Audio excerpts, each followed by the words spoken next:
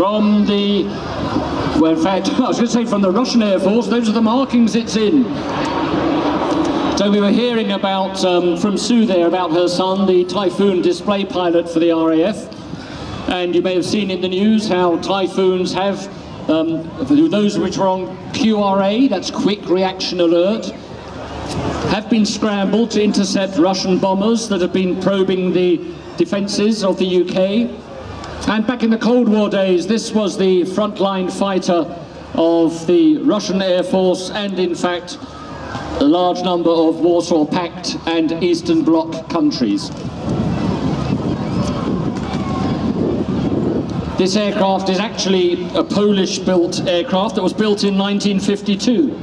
But the good news is, it's operated by the Norwegian Air Force Historical Squadron as a representative of their Cold War enemy.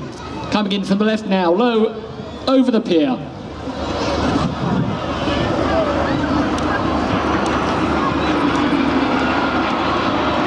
Now the designation of this aircraft is UT-1, which shows that it is actually a two-seat trainer aircraft. So if you have any binoculars or zoom lenses, you'll see it has a larger canopy than you'd expect from a single-seat fighter. So it does have the two seats there.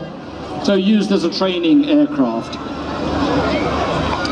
MiGs were used during the Korean War, flown on behalf of the North Koreans. People speculate that they were actually flown by Russian pilots. The Russians have denied that all the time.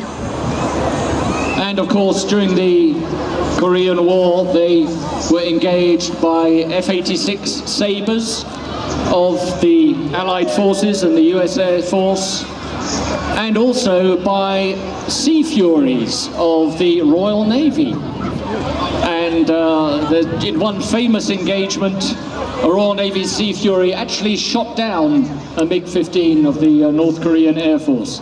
That Sea Fury was piloted by one Hoagie, that was his nickname, Hoagie Carmichael.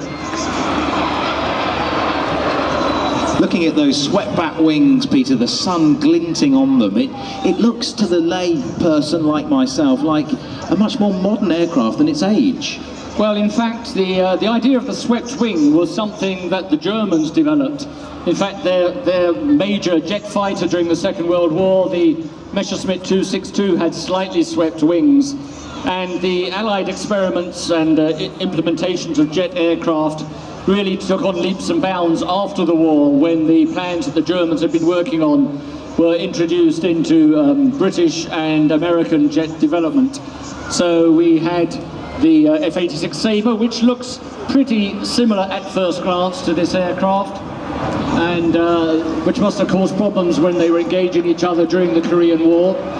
Famously, there was a part of North Korea that was known as MiG Alley, because that was where there was a preponderance of MiG-15 bases.